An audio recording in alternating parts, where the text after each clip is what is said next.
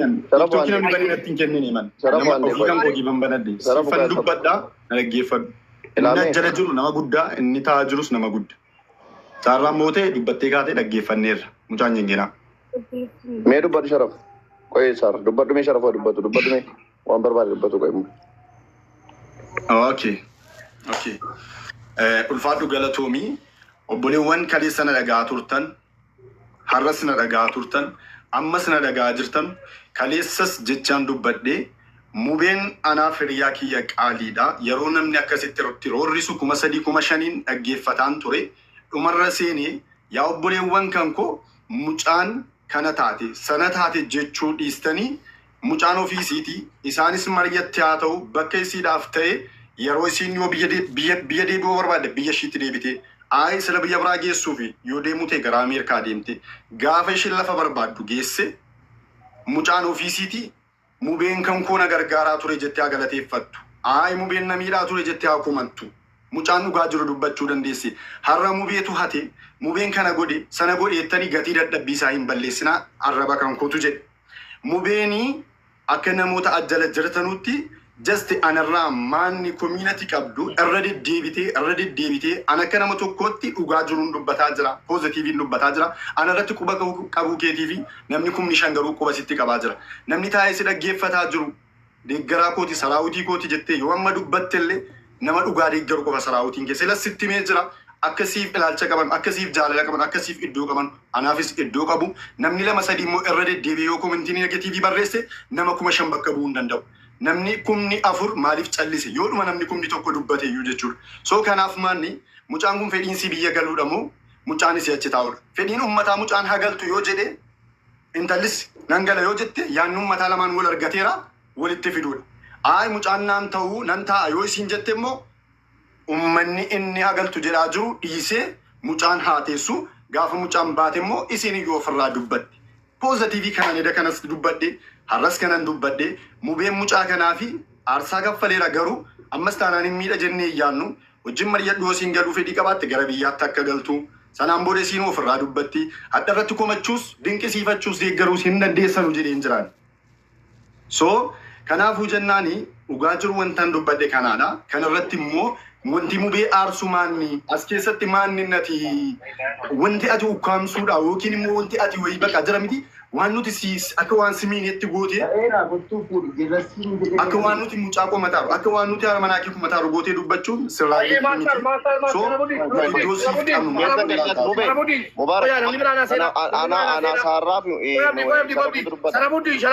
Sharabuddin gaaffii babbareedaa gaaftee kaate jechi kee laakkastaanaani sirrii haasofti galatoomi amma gaawaan si gaafadha amma bakka amma jirrutti abbaatan dawwala lakki hin jedhame geeffadhu bareechi jirtaatis abbaatan dawwala lakki mucaan moo gaafanna lakki ishiin irraa fudhaa lakki biyyan galcha lakki maal haa ta'u maal abbaa keessanii sinii godhu reefsin hin jedhame warra ajandaa godhattee deemaa amma na dhaggeeffadhu ati atumti eshi gaaffii kan keettitti siif ofaan yaada kan kootuun hin fixin abdii gidduun seente abdii mubeen sirriidha.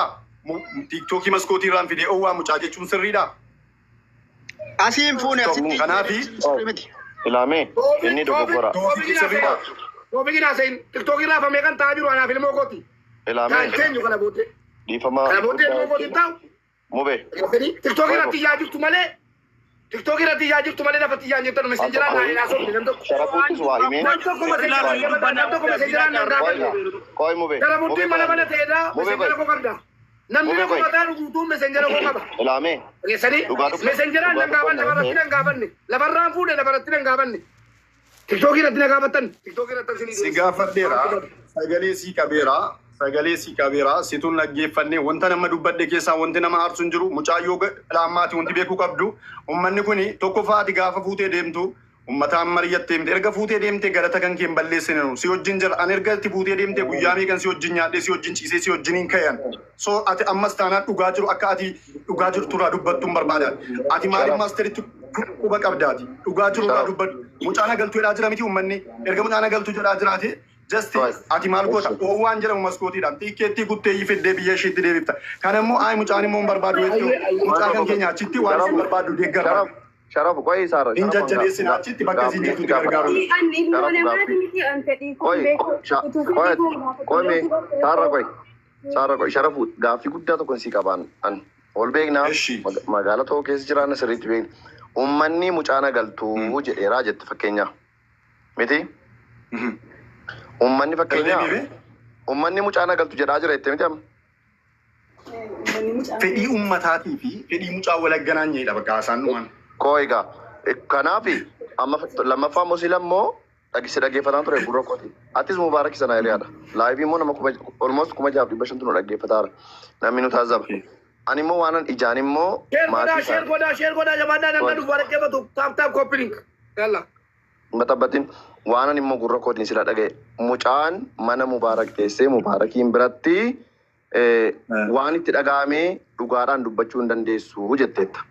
Mana tokkummaatti. Jettee moo jedhu? Koi.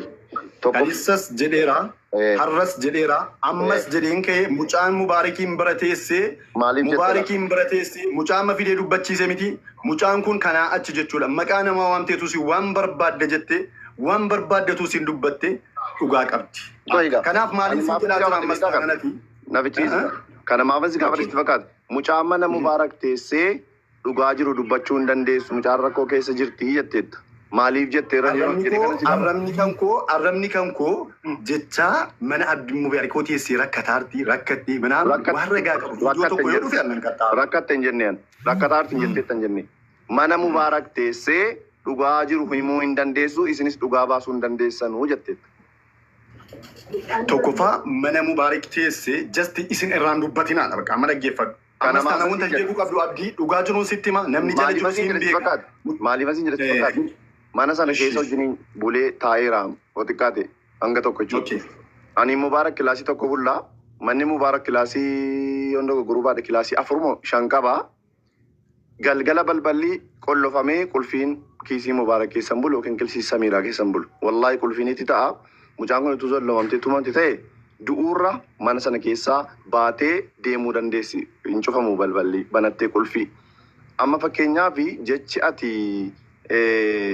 achi teessee dhugaa dubbachuu hin dandeessu jette mucaa kana inni acuucaa jira moo maaliif waan dhageesse qabda waan uummanni beeku qabla amman beeku wallaahi nan dubbadha waan beekan waan Mubaarak godhaa ture wallaahi nan dubbadha waan beektuu qabaatti nutti miti uummatatti uummanna barula.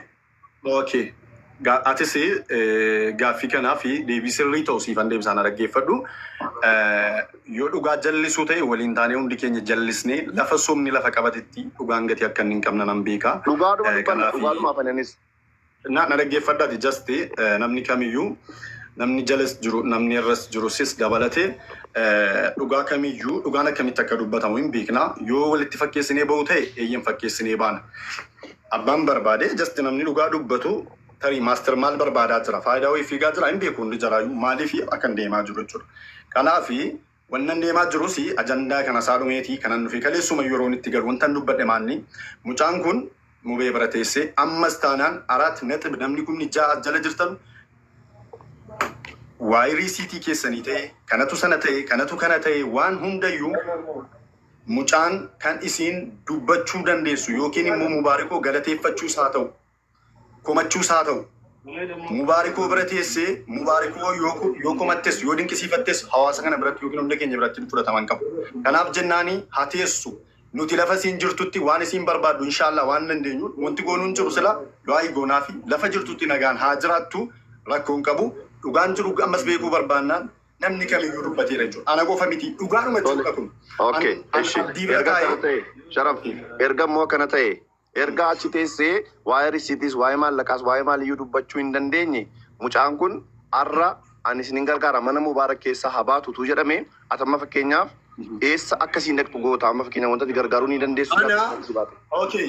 Ana Mubaarikoo anaa fi si'ii Mubaarikootu mari'atee akka yatiima tokkootti waan jiru wajjiniin kaa'a kammaa inni kun waan haaraa miti jeste akka godhamu erga akka mubeen godhin taane. Ani immoo achiin baasu ka ammatu akkana goona kottu mana Mubaarakii baasne iddoo kana geessinatu jette mana Mubaarak ka Mubaarak beeti tashaalee iddoo saarraan dhaquu dandeessu hin jiru ka eessa dhayti mee amma fakkeenyaaf.